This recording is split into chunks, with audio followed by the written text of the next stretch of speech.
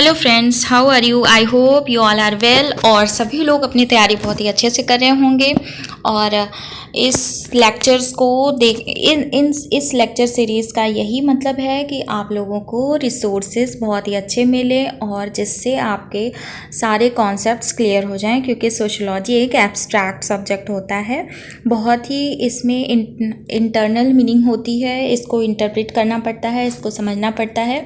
तो चलिए हम क्या देख रहे थे अपने लेक्चर्स में कि स्कोप ऑफ सोशोलॉजी के लेक्चर्स में कि कैसे सोशोलॉजी के स्कोप कैसे बढ़ा, एरिया वाइज कैसे बढ़ा, कैसे अलग अलग एरियाज़ में कैसे सोशोलॉजी डेवलप हुई, सोशोलॉजी का दायरा में क्या क्या चीज़ें इंक्लूड हुई। जैसे इटालियन थिंकर्स ने मतलब इटली में कैसे आया। अब यहाँ पे परेटो थे, मॉस्का थे, ग्राम्सी थे। इन्होंने इलाइट्स थ्योरी के बारे में बताया। मतलब कि अब ये देखिए, अब इसको हम आगे चैप्टर्स पढ़ेंगे, बस इतना जान लीजिए कि परेटो ने इलाइट्स थ्योरी के बारे में कुछ बताया, मॉस्का ने कुछ बताया और ग्राम्सी ने भी बताया। लेकिन अब ये क्या है कि जो ग्राम्सी थे, इन्होंने ये मार्क्सिस्ट आइडियोलॉजी से काफ़ी इन्फ्लुएंस्ड थे। वही मार्क्सिस्ट आइडियोलॉजी का मतलब एक समझ लीजिए कि हर चीज़ इकोनॉमी पे ही आके डिटर्मिनिस्ट होती है। मतलब कि अगर कोई भी रीज़न, कोई भी समाज में कोई बदलाव आ रहा है, कोई चेंजेस आ रहा है, तो उसका सिर्फ और सिर्फ रिस्पॉन्सिबल कौन है? इकोनॉमी है, कैपिटलिस्ट वर्ल्ड है। मतलब कि जो हमारे जैसे इलाइट लोग हैं वो ही रिस्पॉन्सिबल हैं। तो ग्राम्सी ने मार्क्सिस्ट थ्योरी के हिसाब से ऐसे डिफ़ाइन किया और ये इन्होंने हेजमनी को डिफ़ाइन किया। What is the hegemony? अब हेजमनी का मतलब ये होता है दबदबा। अब दबदबा कैसे भी हो सकता है, या तो किसी को चाकू दिखा के उससे सारे काम करवा लो, डांट के करवा लो, या फिर प्रेम से करवा लो, या तो फिर आप कुछ बातें बोल के करवा दो, या फिर कोई एडवर्टाइज ऐसा दिखा के करवा दो। तो मतलब कि हेजमनी मतलब कि कुछ ऐसी बात जिससे आप अपनी बात मनवा सको, आपकी हेजमनी हो जाए। मतलब कि आपकी सब लोग बातें मानने लगे, चाहे आप कुछ डिस्कोर्स ऐसा बदल दो। डिस्कोर्स तो का मतलब ये होता है कि जैसे हमने पिछले वीडियोस में भी बताया था कि what the discourse is. Discourse का मतलब ये होता है कि अगर किसी भी समाज में, जैसे ये आप टीवी चैनल्स पे देखते हैं, कई सारे वो क्या बोलते हैं, कई सारे संत लोग आते हैं, उपदेश देते हैं, तो अलग अलग तरह के उपदेश भी देते हैं।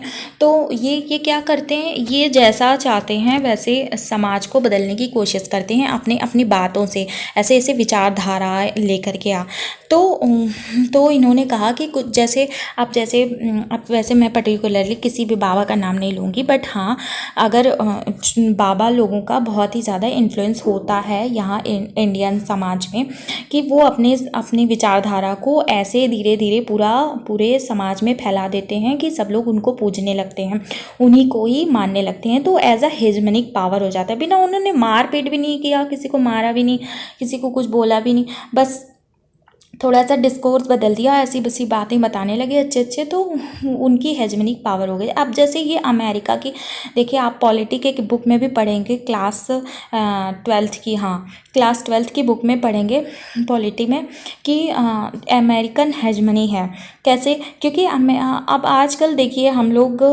पिज़्ज़ा खाते हैं और मैकडोनल्ड खाते हैं, तो पसंद करते हैं खाना। क्यों? क्योंकि वहाँ हमें लगता है कि ये बेटर है। और अब पहले के वो छोटे बच्चे तो पहले के समाज में तो कैसे रोटियों में घी लगा के खा लिया जाता था। अब क्या, अब तो सबको पिज़्ज़ा और बर्गर चाहिए। तो पिज़्ज़ा और बर्गर कहाँ का? ये अमेरिका के हैं। तो अमेरिका ने ऐसे धीरे धीरे विचार फैला दिए है। सोचिए, अमेरिका की सॉफ्ट पावर हो गई, हम उसे ही बेटर मानने लगे। अभी कोई चला जाए साउथ अफ्रीका, उसे उतना बेटर नहीं हम लोग मानते, हमारे समाज में ऐसा नहीं माना जाता। मतलब कि लेकिन अब कोई काफ़ी रिस्पेक्ट तब बढ़ जाती है जब कोई अमेरिका से लौटता है। तो ये अमेरिकन हेजमनी हो गई। तो मतलब आप किसी के हेजमनी को समझ सकते हैं तो उससे उसकी सोशलॉजी समझ जाएंगे कि हाँ उसके समाज पे ऐसे क्या फ़र्क पड़ा। तो अब नेक्स्ट हम देखते हैं अमेरिकन थिंकर्स। अमेरिकन थिंकर्स में ये एल्बियन स्मॉल और रॉबर्ट पार्कर, ये दो थिंकर्स ने क्या किया कि शिकागो स्कूल को इस्टेब्लिश किया। कहाँ पे? शिकागो एक जगह है अमेरिका में, वहाँ पे। तो क्योंकि शिकागो में काफ़ी ज़्यादा इंडस्ट्रीज़ लगी हुई थी, तो वहाँ पे धीरे धीरे माइग्रेशन हो रहा था। मतलब वहाँ पे लोग माइग्रेट करके आ रहे थे। तो वहाँ पे छोटी छोटी स्मॉल अर्बन सिटीज़ डेवलप हो रही थी जो बहुत ही पुअर कंडीशंस में लोग रहते थे। मतलब उससे काफ़ी ज़्यादा वहाँ पे मतलब प्रॉब्लम होती थी लेबर्स को। तो वहाँ पे छोटे छोटे क्राइम्स, मैंने पिछले वीडियोज़ में बताया रखा है कि क्या क्या क्राइम्स होते हैं अगर स्लम से इकट्ठे होते हैं। लो वेजेस मिलते हैं पर डे, अगर मिनिमम वेज से भी कम मिलता तो उससे क्या क्या प्रॉब्लम होती थी। तो इस सब को सोल्यूशन, अर्बनाइजेशन के सोल्यूशन को ढूंढने के लिए वहाँ पे शिकागो स्कूल को इस्टेब्लिश किया गया। अब हम नेक्स्ट देखते हैं जेम्स एडम को। जेम्स एडम जो है ये अमेरिकन थिंकर्स थी। इन्होंने पूरे अमेरिका का चक्कर लगाया, पूरे अमेरिका में खुद घूमा, टूर किया। इन्होंने वहाँ पे जगह जगह घूम करके देखा कि हंगर, पावर्टी ये सब कैसे है, कैसे फैला, जगह जगह जो फैली हुई है, गरीबी, भुखमरी क्या है, ये सब मतलब कैसे इसका निवारण होगा या कैसे इसको कम किया जाएगा, हाउ टू एलिविएट। इन्होंने इस पे मतलब कि जगह, वैसे तो ये नहीं थी सोशलॉजिस्ट थिंकर, बट इनको नोबेल प्राइज़ इनके इस वर्क से मिला। कौन से वर्क से मिला? क्योंकि ये पूरे यूएसए को मतलब टूर करके पूरे यूएसए को घूम करके इन्होंने एक पाया कि काफ़ी सारी ऑर्गेनाइजेशंस हैं जो कि हंगर, पावर्टी इस सब को एलिविएट करने में कैसे ऑर्गेनाइजेशंस वर्क करती हैं।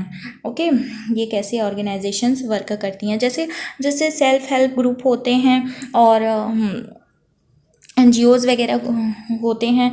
तो ये सब क्या होते हैं, ये पॉवर्टी को एलिविएट करते हैं। तो इसीलिए इनको नोबेल प्राइज़ भी मिला था इनके इस प्रोमिनेंट वर्क के लिए। अब ये डू बॉयज़, वैसे इनका प्रोनाउंसिएशन डू बॉय होगा। ये अफ्रीकन अमेरिकन सोशलॉजिस्ट थे डू बॉय। ये थोड़ा इनका रेस, मतलब इन्होंने रेस के ऊपर लिखा। क्योंकि इनको रेस से मतलब कि डिस्क्रिमिनेट किया गया। ये अफ्रीकन थे तो इनका जाहिर सी बात है जो रेस का कलर था वो डार्क ही होगा, तो जिस वजह से इनको काफ़ी डिस्क्रिमिनेशन फेस करना पड़ा। तो इन्होंने रेस के ऊपर भी लिखा और इसके बारे में भी बताया कि इससे कैसे समाज में इफ़ेक्ट होता है, कैसे लोगों के ऊपर इफ़ेक्ट होता है, जैसे कि साउथ अफ्रीका में काफ़ी ऐसा हुआ। अब इन्होंने ब्लेंड किया सोशलॉजी को इकोनॉमिक्स से। अब इकोनॉमी को सोशलॉजी से कैसे कि लोगों, जैसे इकोनॉमी में क्या पढ़ते हैं हम लोग, डिस्ट्रीब्यूशन पढ़ते हैं, सप्लाई पढ़ते हैं, डिमांड पढ़ते हैं।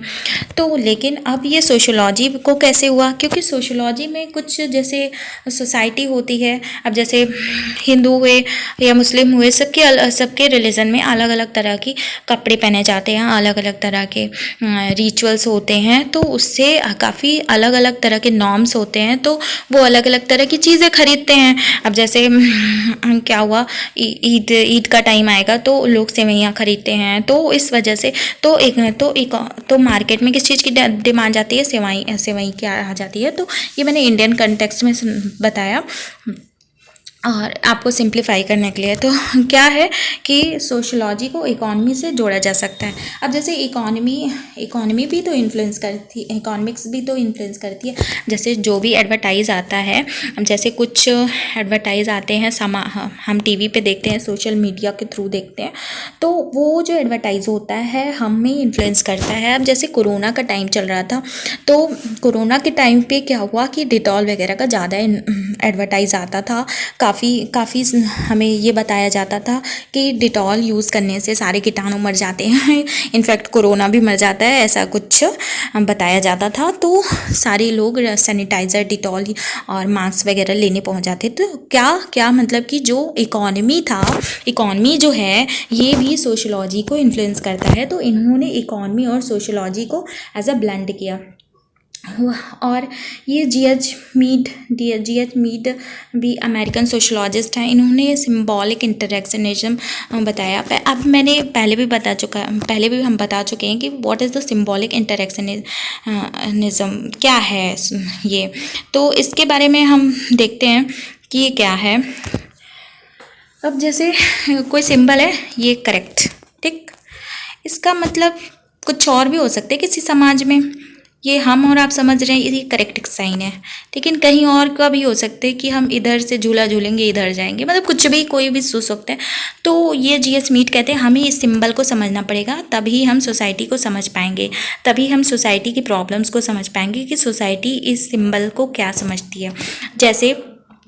जैसे मान लीजिए औरतें मांग में सिंदूर लगाती हैं, तो सिंदूर लगाती हैं तो ये किस चीज़ का सिंबल है। हाँ चलो, इसकी मैरिड हो गई, मतलब वो मैरिड है इसलिए सिंदूर लगाती है। तो मतलब अगर हम साइंस को इंटरप्रेट करेंगे, उस सिंबल्स को देखेंगे, उससे इंटरप्रेट करेंगे, तो हम जो है उसके पीछे की सोशियोलॉजी को जान पाएंगे। तो इन्होंने क्या इन्होंने प्रमोट किया, सिंबॉलिक इंटरेक्शनिज्म। अब ये C.W. मिल्स आते हैं। C.W. मिल्स ने क्या बताया, सोशियोलॉजिकल इमेजिनेशन। इन्होंने ये सोशियोलॉजिकल इमेजिनेशन बताया कि कैसे हम किसी चीज़ को इमेजिन करके उसके पीछे की सोशियोलॉजी जान सकते हैं। अब जैसे हिस्ट्री है, ठीक है, हिस्ट्री है, और बायोलॉजी है, बायोग्राफी, मतलब आज की बायोलॉजी। तो कैसे हम जान सकते हैं आज जो हम हैं वो पहले हम कैसे थे, हम पीछे कैसे मुड़ के इमेजिन करके हम जान सकते हैं। मतलब कि हमारा जो आज का आज है ये कैसे आज बना, ये कैसे आज इन्फ्लुएंस हुआ, हम आज तक यहाँ कैसे पहुँचे।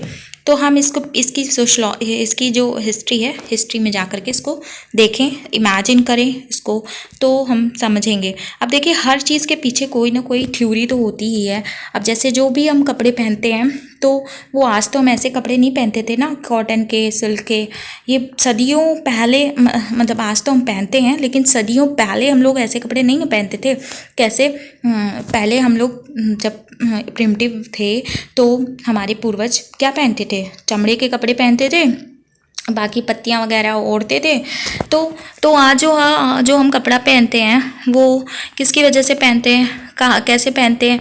तो पहले चमड़ा वगैरह पहनते, फिर कैसे इवॉल्व हुए।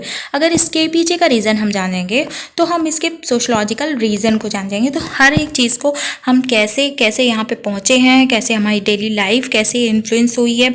अब तो इस चीज़ को अगर हम इमेजिन करते तो हम उस चीज़ के कारण जान जाएंगे कि उसके पीछे सोशोलॉजिकल रीज़न क्या है, कि हम कैसे यहाँ पे बढ़े हुए हैं।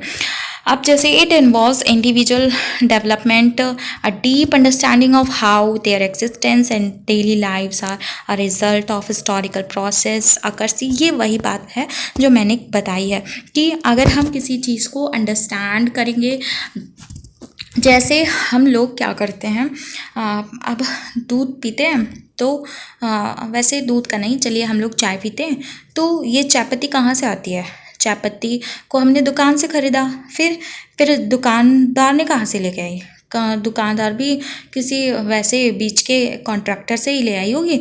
तो फिर उसने कहाँ से ले आई, उसने किसी कंपनी से ले आई। कंपनी ने कहाँ से ले आई, कंपनी ने, पता चला असम में चाय के बागान लगे हुए हैं, वहाँ से लेके आए।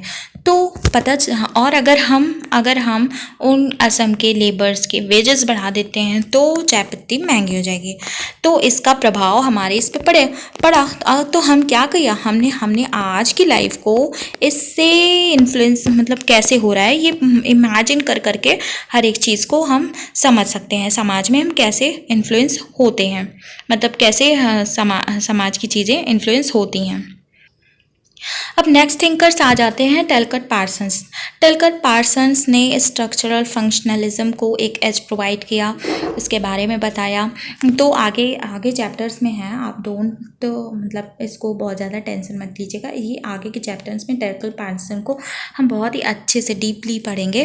तो यहाँ पे बस इतना जान लीजिए कि इन्होंने स्ट्रक्चरल फंक्शनलिज्म पे भी बात कही है, मतलब कि इसको भी स्कोप में इंक्लूड किया है। और इन्होंने ये भी माइक्रो और मैक्रो सोशलॉजी को इंक्लूड किया। वैसे माइक्रो मैक्रो होता क्या है, ये बहुत ही ऐसा वर्ड है, आगे हम एक्सप्लेन कर सकते हैं, लेकिन करेंगे वैसे, लेकिन अभी जान लीजिए कि माइक्रो का मतलब ये होता है कि जैसे हम किसी भी चीज़ की मीनिंग को जान रहे हैं, जैसे कोई कुछ सोच रहा है तो उसके पीछे का रीज़न क्या है ना, इंडिविजुअल लेवल पे। और मैक्रो मतलब सोसाइटी के लेवल पे। आप इतना बस जान लीजिए, आगे की थ्योरीज़ में काफ़ी अच्छे से एक्सप्लेन करना ही है, क्योंकि टैलकट पार्सन हमारे पार्ट ऑफ सिलेबस भी है। अब ये R.K. मर्टन, अरे क्या बोलते हैं, हाँ, तो इन्होंने मिडिल रेंजेस थ्योरी दिया। इन्होंने मतलब कि ये माइक्रो और मैक्रो के बीच की थ्योरी क्या दिया, मिडिल रेंज थ्योरी, ठीक है। और फंक्शनलिज्म पे भी इन्होंने बात कही है। और डेवियांस का मतलब कैसे लोग समाज से भटक जाते हैं, ठीक है। डेवियांस लोग कौन होते हैं, रेफरेंस ग्रुप क्या होता है, इसके बारे में भी बताया। और सोशलॉजी में इसको भी इंक्लूड किया, रेफरेंस ग्रुप मतलब कि आप किसको आप अपने आप से जोड़ते हो। जैसे आजकल लोग बहुत ज़्यादा ट्रेंड है, जैसे एक बार बहुत पहले फिल्म आई थी गजनी, तो वहाँ उसमें जैसा हेयर कट था, तो अप्रॉक्सीमेटली जो बहुत सारे लोग उससे इन्फ्लुएंस होकर के ऐसे गजनी कट कटा देते थे। तो और आज भी ऐसा होता है, कई सारे कट होते हैं, मुझे तो पता भी नहीं, बट हाँ, पिक्चरों से इन्फ्लुएंस होकर के ऐसा मतलब उस कैरेक्टर से इन्फ्लुएंस होकर के आप अपनी लाइफस्टाइल को चेंज करते हैं। तो वो जो कैरेक्टर क्या है, वो रेफरेंस ग्रुप है, ओके। अब ये और रिलेटिव डिप्राइवेशन क्या है, रिलेटिव डिप्राइवेशन का ये मतलब है, अब जैसे मेरा कोई फ्रेंड है, वो जॉब पा गया और मुझे नहीं मिला, तो मुझे उसके कंपेयर में ये लगेगा कि लो, इसको तो जॉब मिल गई, ये भी मेरी इतना ही पढ़ा है, या फिर मुझसे कमज़ोर है, या फिर मुझसे ज़्यादा तेज़ है, मतलब ज़्यादा तेज़ तो नहीं, ऐसे आजकल फ्रेंड में कोई ज़्यादा तेज़ नहीं मानता किसी को। तो क्या उसको जॉब मिल गई, मुझे नहीं मिला, तो ये उसको रिलेटिवली उससे डिप्राइव फील होगा।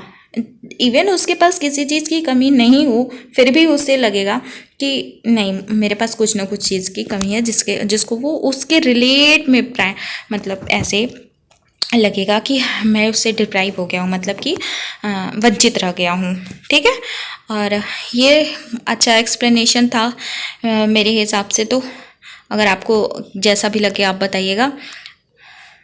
तो चलिए हम शुरू से एक बार कंक्लूड कर लेते हैं। मैंने इस लेक्चर में इटालियन थिंकर के बारे में पढ़ा कि how Italian thinker promote the scope of sociology, and then American thinkers में अल्बियन स्मॉल और रॉबर्ट बर्ग की बात कही है, जेन एडम्स की बात कही। जेन एडम्स वही हैं जो वो इन्होंने पूरा टूर किया था यूएसए का, इनको नोबेल प्राइज़ भी मिला हुआ था।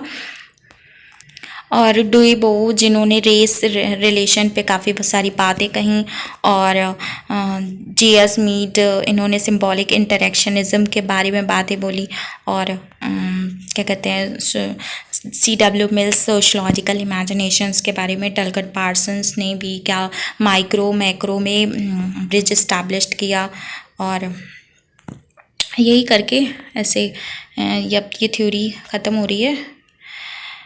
नाउ अब हम नेक्स्ट पढ़ेंगे इनिशियल फेज़। अब फेजेस में पढ़ेंगे विद टाइम। अब हम क्या पढ़ेंगे आगे, विद टाइम। नेक्स्ट लेक्चर हमारा टाइम के क्रॉस आएगा कि अब अलग अलग टाइम में कैसे सोशलॉजी डेवलप हुई। हम अभी तक पढ़ रहे थे कि सोशलॉजी जो है अलग अलग प्लेसेस में कैसे डेवलप हुई, कैसे सोशलॉजी का स्कोप बढ़ा, सोशलॉजी का दायरा अलग अलग प्लेसेस में कैसे बढ़ा। और अब हम आगे पढ़ेंगे कि सोशलॉजी कैसे टाइम के अकॉर्डिंग बढ़ा। अगर मेरे लेक्चर कुछ आपको डिफ़िकल्ट लगे, कुछ भी प्रॉब्लम लगे, तो आप लोग प्लीज़ मैसेज कर दिया करिए। और ठीक है, okay, let's continue, okay, bye bye.